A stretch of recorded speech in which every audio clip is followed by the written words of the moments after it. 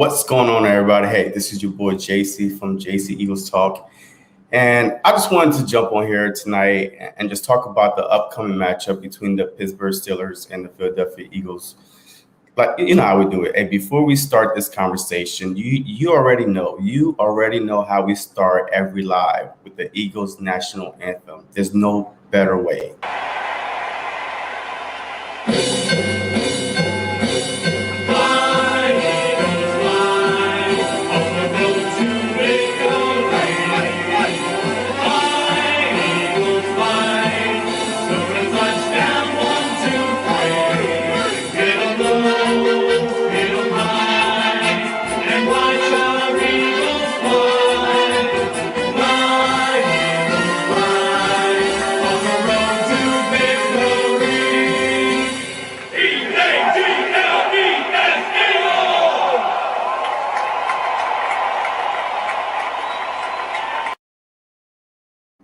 Yes, sir. Yes, sir. All right. All right. Hey, you already know what time it is. You know what time it is, man. It's time for us to put some points on the board. Hey, training camp is still going, but the season starts tomorrow. The season starts tomorrow. So before I go into the season, I want to give you my takeaway from, I was there. I was fortunate enough to be at the open practice on Sunday. And I want to give y'all my take real quick. All right. So as far as the offense go, it seems like when every drive starts, it's always a bad play, regardless what quarterback is in there. Either it's Hurts or Flacco or Mullins. It's always a bad play when the drive initially starts.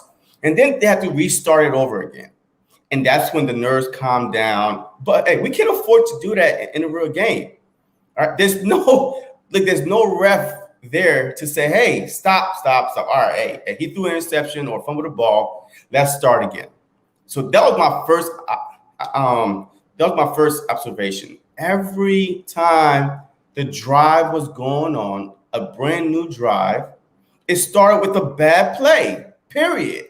I don't know. Maybe they were nervous because we had fans in the stands. They said it was about 25,000, but hey, who knows? But yeah, so every drive I watched started with a bad play. So I'm just hoping that they take that out the way, get over it, because once they finally decide, once that bad play happened, it started rolling. Right? Hurts was making plays. Flacco was making good throws. Mullins was making some good throws. And then I started seeing, oh, wow, this team have a potential to have a good offense. It was starting to heat up a little bit. So that's my first concern. All right, my second concern is this. The personnel stuff, like the personnel because of injuries and stuff like that. So we don't really know who we have all together.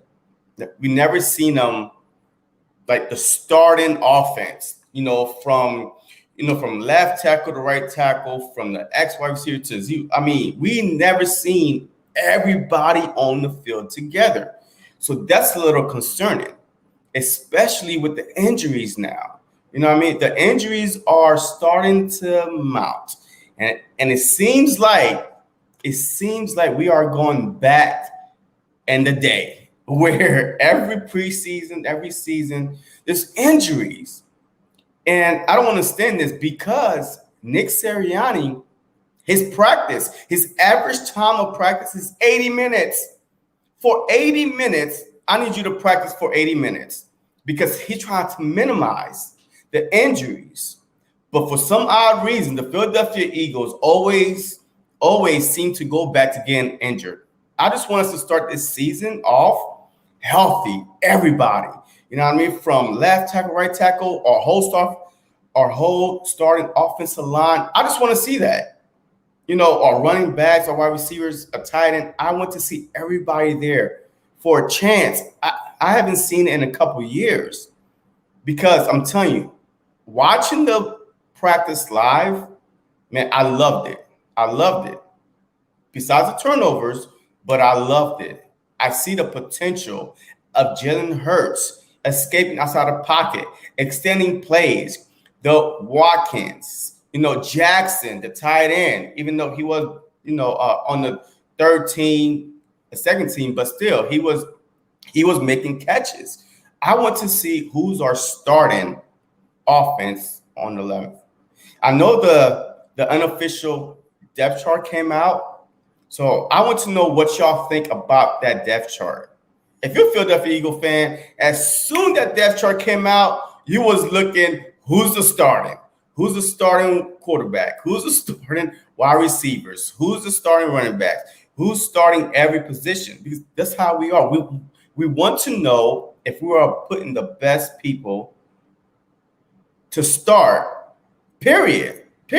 So, hey, look, before I go on, I want to give a shout out to the people that's in the chat. The little giant himself, Balby's in the chat. Jody Fighter. Football Talk with Benny. Eagle Uncensored. My God, what's going on, brother? Hey, look, man. Look, just let me know. Like, how did y'all feel? What was the takeaway from the unofficial depth chart? Because that's not going to be it. All right, when the season starts, I promise you, it's going to be 9 times out of 10 a different starting depth chart. Just period. Because right now we are just saying, hey, who's ever healthy is going to play. And that's where we at right now.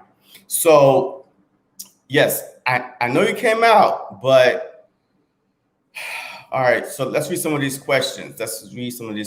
Real quick. Stopping to say what up. Hey, thank you, bro. Thank you.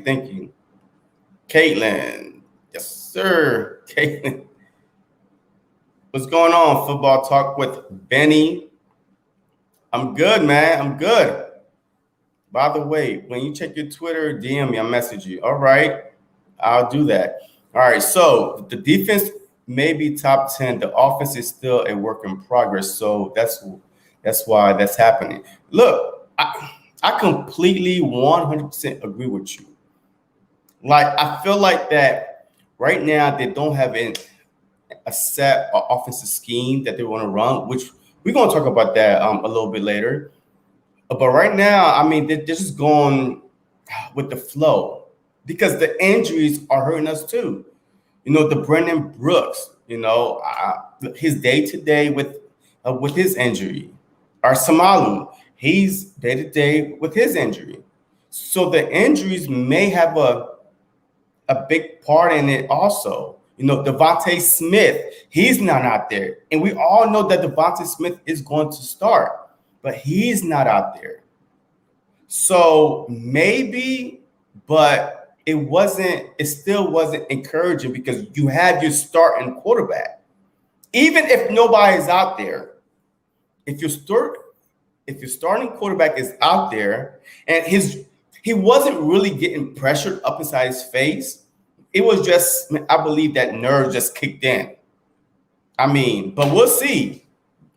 But I mean, it's hard to say. But the defense will always be ahead of the offense because we did not have to, we didn't have a new defensive front, like a brand new defensive front. So that's just same thing with the wide receivers are new with, a Devontae Smith. And now everybody is getting healthy. Devontae Smith is hurt now. So he was part of the offseason plan, the training camp. That was Jalen Hurts' go-to guy. Devontae Smith was literally Jalen Hurts' go-to guy every time, every camp, besides Zach Ertz. All right, Zach Ertz right now is Devontae Smith go-to guy. Nobody else. So I need to ask y'all a question.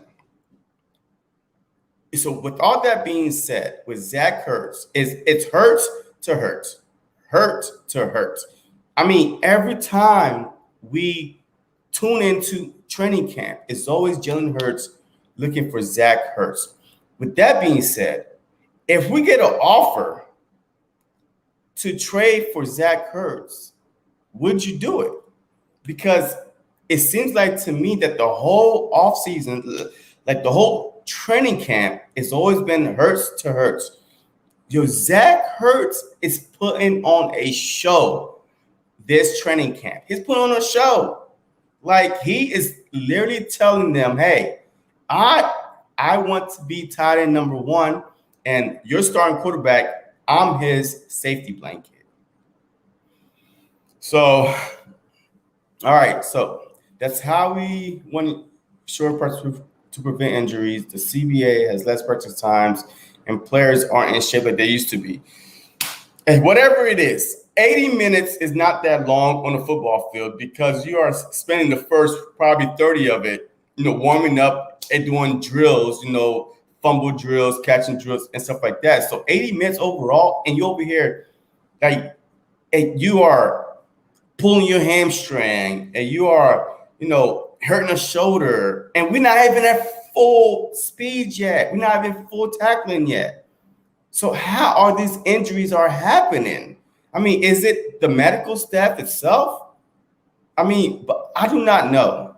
And it is alarming. If you're a Philadelphia Eagles fan, you should be alarmed, period. Yes, it's only the second, a week and a half into training camp. And yes, tomorrow we have a preseason game against the Steelers.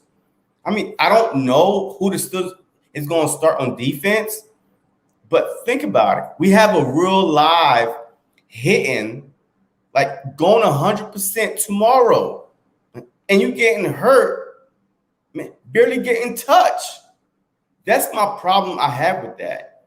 What were you doing the whole offseason? Because we left early. Hey, we didn't make the playoffs, so we was out early. So you had at least 6 to 7 months to get ready for training camp, to be in the best shape. That's your job, period. Nothing else. That is your job. You off for 6, 7 months. What are you doing to get ready? So that's what I don't understand. Like, I do not understand that at all. I don't. And it's kind of frustrating for me because I want us to start off. We've been getting disrespected the whole offseason. Everybody has been disrespecting the Philadelphia Eagles. Everybody. I just wanted us to be in a great position coming in to this season and not have to say, hey, you know what? This guy is hurt. This guy is hurt. It's frustrating. It's frustrating.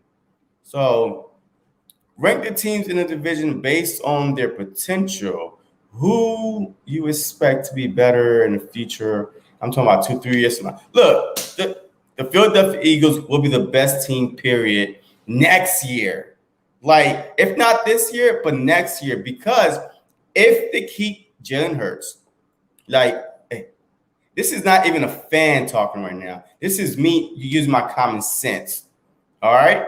If they keep Jalen Hurts, and then we have 2 first-round picks, potentially 3 first-round picks still, with the update with the Carson Wentz injury that he is, on track for week 1. He's on track for week 1. Him and his guard. They're both on track for week 1. So if that happens, and Carson Wentz only had to play 76% of the snaps or 70% and take them to the playoffs, and then we get another first-round pick. So I'm still saying 3 potential first-round picks, and you keep Jalen Hurts, we could run the division for years because we're young. We're getting younger. Our offensive line is getting younger. Nobody else in the division is getting younger but the Philadelphia Eagles. We are the youngest team in the division. So, yeah. What's going on, Eagles champ? YC, as always, welcome. Rich, he has incentive to this, his contract year. Look, Zach Hurts is in a win-win situation. He balls out, the Eagles could keep him, could extend him, could pay him top 5 tight end money. He balls out, another team could want to pay him even more money. So I believe he came into this training camp motivated because he's still here. I mean, he could have come in all mad and angry and, hey, man, it is what it is. But when your attitude affects your pockets, your mindset changes. And that's why I think that Zach Ertz is balling out. Every time you hear something, Zach Ertz is teaching this wide receiver this tight end this. It's like Hurts to Hurts, like Hurts to Hurts, Hurts to Ertz. Okay, you like that. But yeah, so look, I'm just saying, I think that we should keep him as long as we can because we don't need the cap space no more. We don't upgraded our CB2, which is the main reason why that people wanted Zach Ertz gone. We needed that $8.5 million. Now we don't need it no more. So we are in a great spot. But what are we going to do? But Nick Sirianni, all right, so he wants speed on the field. So tomorrow, we might see some gadget plays because he came out and said this. He was like, I'm not quoting it exactly, but he was like, well, the advantage we have is this. Nobody know our plays. So in my mind, he's saying, I'm not going to run the plays I'm going to run during the season. I'm not. So all these plays you might see tomorrow are gadget plays. He literally came out and said, just Google it. He liked the fact that nobody know his plays. So tomorrow, regardless how the offense does and stuff like that, it may not even be the real plays or the real personnel package that we are going to run. It could be a good thing or a bad thing. You know what I mean? So it could be either or. It could be a good thing or a bad thing. It could be a good thing that, hey, the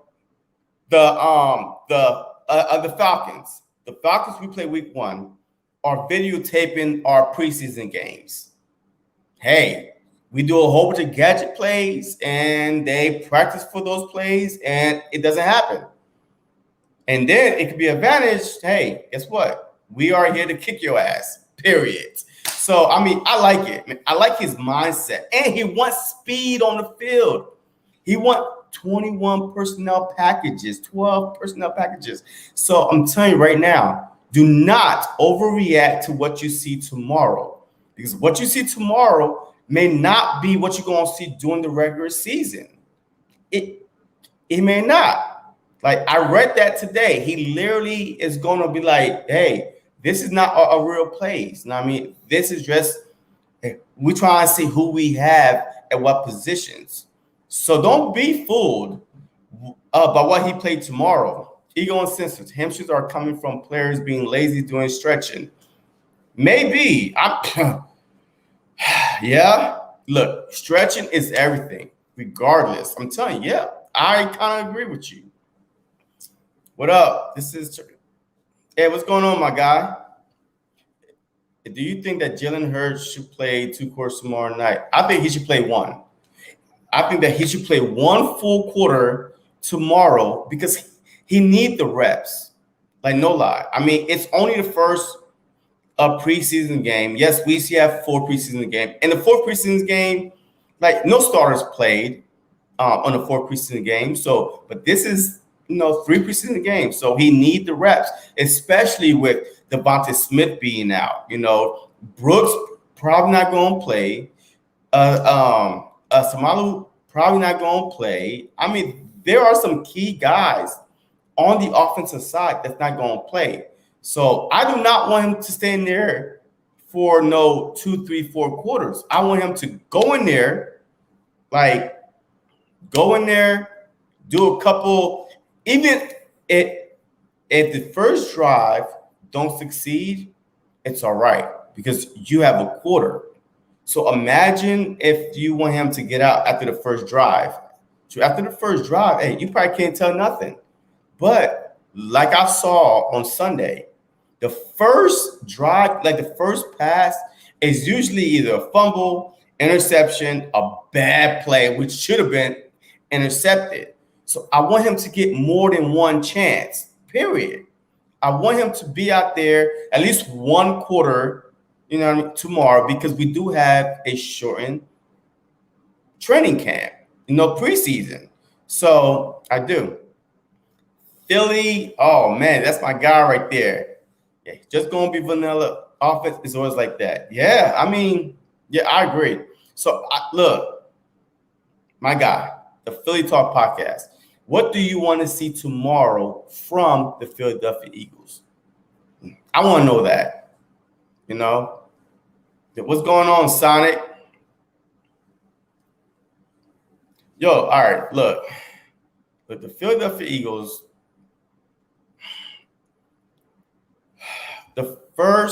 Eagles' first unofficial depth chart, I'm not even going to overreact to it because there are some guys that are not there that's supposed to be there.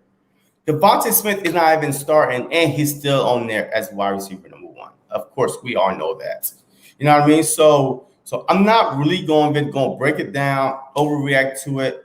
Show me after week 3, after the last preseason game, show me our official depth chart, and then I'll talk about it.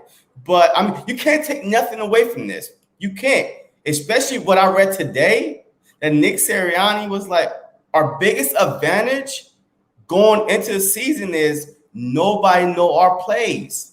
So that means to tell me that some people that's in the RB1 position, well, maybe not RB1, you know what I mean, because Sanders. But everything else, besides the obvious, right? Sanders, Devontae Smith, the Zach Ertz / Goddard. You know what I mean? They are both tied in number 1 for some odd reason. But yeah, so we can't take nothing away from that. This coaching staff, if you've been following throughout the offseason, they would not tell you anything at all. They refuse to tell you anything. So what makes you think tomorrow night we're going to see some real plays?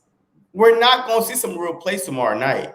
And we're going to see a lot of gadget plays. Hey, let's do this in practice, but then in the real game, until weeks down the road, maybe week 8, 9, when the teams don't even remember what we did doing, preseason game, we might just bring it back.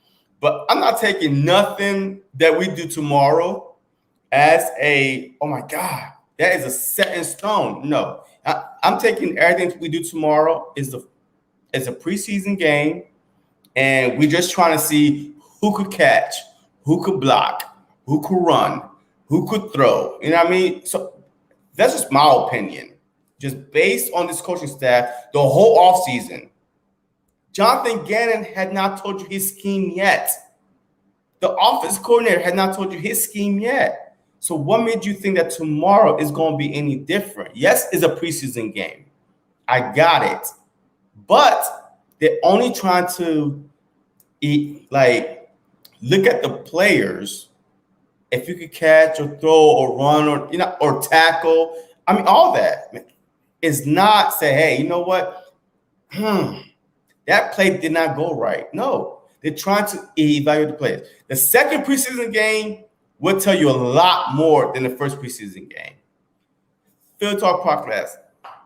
Clean game, no false start, illegal motions, offside stuff like that, and the offense just moving smooth. Also, the young guys stepping up. Yeah, look, if you was here for the first few minutes, every time I was there at open practice, every time the drive started, it was a bad drive, interception, fumble, loss of yards, everything. So I'm just hoping that being in front of the fans, they probably were nervous. It's been 1.5 years, almost 2 years since, the Philadelphia Eagles was able to have fans in the stadium. So I'm just going to chalk it up to nerves. All right, they got the little feel. the fans screaming and cheering and stuff like that. But based on what I saw on Sunday, every drive began bad. Just started bad. So I'm hoping I see a clean game also. I want to see the Watkins out there, but is Watkins even going to play with the number one? I mean, with the first team? We don't know. So I do want to see a clean game. So I definitely agree with you on that one. Hey, what's up, Coach? Hey, what's going on? So, all right, this is what I mentioned earlier. I read that Nick Sirianni is kind of don't even know what offense he's going to run. So he got two offenses, which could be a positive or a negative. He going to run one offense on a preseason, and then he going to run on the regular season. So I don't know how. I mean, it might help or hurt the players. So we are still searching for what we're going to run. But for a fact, he wants speed on the field. He wants speed. So if you look at our team right now, the speedies are Devontae Smith is really not speedy, but he's a efficient route running wide receiver. But Quez, he's a speedy. Hightower, he's a speedy. Greg Ward, he's okay. So with that being said, that I feel like that what we're going to see throughout the preseason is definitely a mask for what we're going to see in the regular season. So he really want speed on the field. Like the 21 personnel, he loved the 21 personnel. Like he says this, in a vacuum, the Eagles rookie head coach want more speed in the field, whether it's receivers or his 21 package in which another running back will join Miles Sanders on the field. To me, that's not Jordan Howard. Even though Jordan Howard is listed as RB2, I don't think he's a running back. I really think it's Gainwell. So that's why I say, do not take this depth chart for nothing. I would not literally look, just enjoy football is back. Football is back, and it's all we care about for at least tomorrow. Regardless, do not overreact. Do not overreact to Hurts interception. Don't, because the plays are most likely going to be different plays. All right. He's just trying to see if his team are able to run the easy things, like the route running. You know what I mean? So I would not overreact for tomorrow. I'm warning you right now. Do not overreact after Thursday night preseason game. Just based on the fact that I was there on Sunday night and saw that every time we started driving, the 2 minute, the 11-on-11, the 7-on-7s, it was bad. Like it started off bad and then they started heating up. Like literally, they no more mistakes. They started heating up and walking down the field. So I don't know if it was gadget play callings because you have fans in there recording and the season haven't started yet. But whatever it was, every time I looked at it, the first possession, was a bad possession. So if they only score 3, I'm going to trip. Hey, my guy, Berggain31, man. Berggain31, hey, that's my guy. If you're not following him, go follow him. He's one of the hottest content creators out there. He's on the road for 500 also. So, hey, go hit him up. But if you score 3 points and you play a clean game and your offense play a clean game, but they just can't score, it's only going to get better. No turnovers, no fumbles, like no offside, like Philly Talk podcast say. I mean, a clean game. I just want to see a clean game. If it's a clean game, we lose, I'm not panicking. Like, I'm a Philadelphia Eagle fan. I do not panic until we are officially eliminated. Oh, we're done. That's when I panic. But I'm not going to panic off the first preseason game, new head coach, new defensive coach, like basically a new quarterback, fighting for his life, by the way, to be the starting quarterback of the Philadelphia Eagles.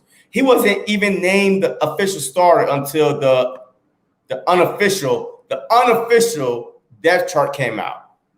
He still don't know if he's going to be the starter in Philadelphia. So I'm not going to overreact. I mean, if you know the Philadelphia football team, there's no need to panic until it's officially over, period. So I would not panic at all. Look, I just want to say a clean game, efficient game. If Jalen Hurts go for 6 for 6, and then we try to run the ball and mess up his rhythm, and then now we got to score a field goal, I'm okay with that. You know what I mean? Because we know that Jalen Hurts he know the plays. He's accurate enough, which was his little downfall. He wasn't accurate. So, no, I'm not going to overreact to that at all. Now, if we start fumbling the ball, throwing interceptions to me is a make or break for me. Like the fumbles, okay, I got it. Too high, too low, I got it. But the interceptions are a no-go for me. He didn't throw an interception. When I saw at practice, Joe Flacco threw one. I did not see that Hurts threw an interception. So, but so far, I mean, he looked good, man. He looked good. Hey, what's up, my guy? What's going on? What's going on? Hey, we're talking about the Eagles, man. Tomorrow is the first preseason game. And I just want, what do you want to see tomorrow versus the Steelers? I mean, that is the talk of the night. Tomorrow is it. I'm not going live tomorrow. I'm going to be glued to the TV after work. So I want to hear right now, what do you want to see from the Philadelphia Eagles? Because it's important, because fans overreact of an interception and fumbles and stuff like that. What do you want to see? Nick Sirianni, he's probably on the hot seat his first year, believe it or not. Our head coach is probably going to be on a hot seat in his first year because he might be tied, and Howie Roseman, tied to Jalen Hurts. So,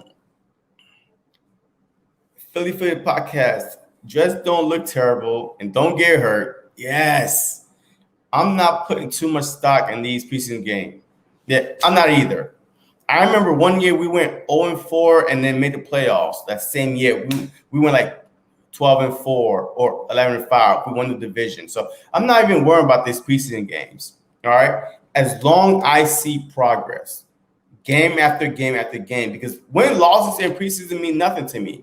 Because 9 times out of 10, you're not even playing your full team because they hurt. I mean, you have to try to give them a chance to heal up.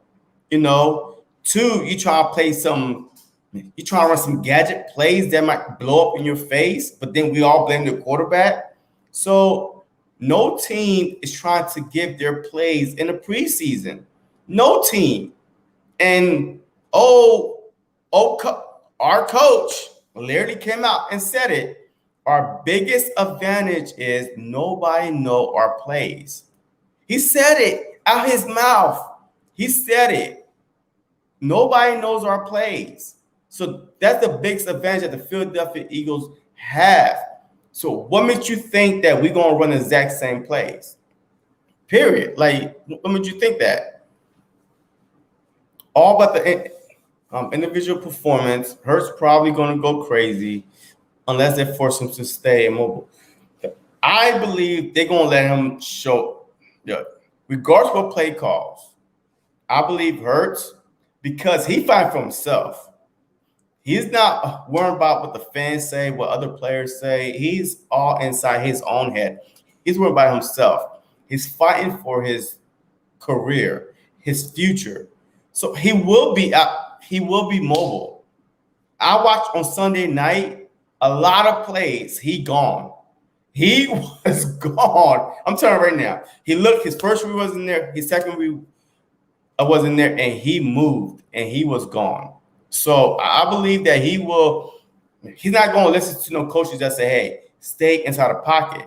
He's going to use what he have his God-given talent, which is mobility, and escape the pocket and make plays. A lot of his big plays came outside the pocket.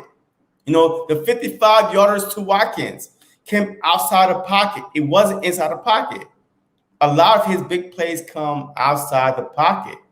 Just like Carson Wentz's big plays came outside the pocket. It may be because we didn't have our starting line there, our offensive line. Maybe. But a lot of times he had to run for his life. So, we'll see. But I can't wait. I cannot wait for tomorrow. I believe that tomorrow will tell us a few things. We'll answer some unanswered questions about Jalen Hurts. Okay, could he carry a team to the NFC East title or to a playoff? Can Nick Sirianni not call bonehead plays? Those things gonna be could this receiver catch? I don't know who's gonna be our receivers, but because Smith is not there and Fulgham maybe because Watkins was his go-to guy. Watkins and Rager was his go-to guy the whole time and practice on Sunday. Watkins and Rager. So, and Rager is found just starting into, preseason shape, game shape, and stuff like that. He made some good plays, but there was some plays I was like, oh my God, how you double tap the ball? You know what I mean? So that means open your hand and catch the ball right. But he could have caught a couple more balls. Would that harm us in the upcoming season? Maybe. But I want to see, I'm going to answer my own question. What do you want to see tomorrow versus Steelers?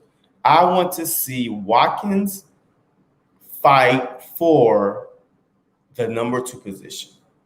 With Smith and Watkins out there, I believe that the Philadelphia Eagles are in great shape because Watkins got speed, he got hands, and he's hungry. He got hops. I saw him go over Anthony Harris, jumped up for the ball. They both was looking at the ball. Both of them was looking at the ball, and Watkins still went up and snatched it from him. So Watkins is very, very underrated.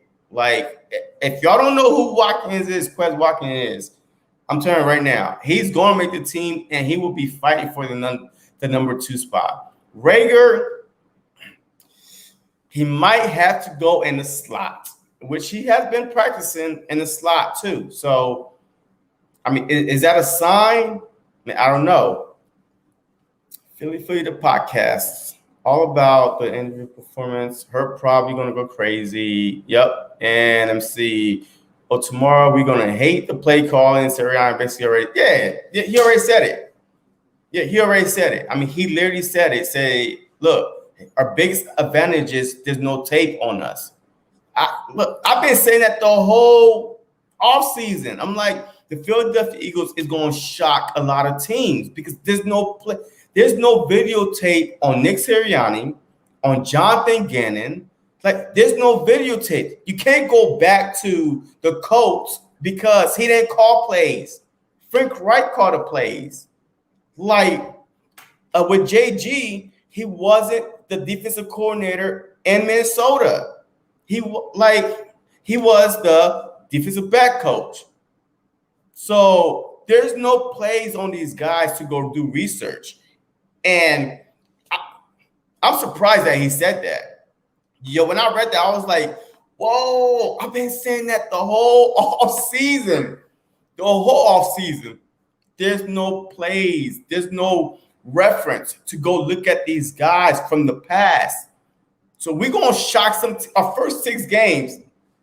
After week 3, okay, and the smarter teams, the Chiefs and the Bucks might might be able to guess a couple plays, but in the first 3 games, we had the Falcons. Man, I believe the Falcons week 1 and the 49ers. If we beat the Falcons and 49ers, it's going to be a great year. Great year. So I'm not worried about this. Nick just made me feel good today when I read that. He made me feel like I knew what I was talking about. Like this first year head coaches has an advantage. We saw it from Chip Kelly.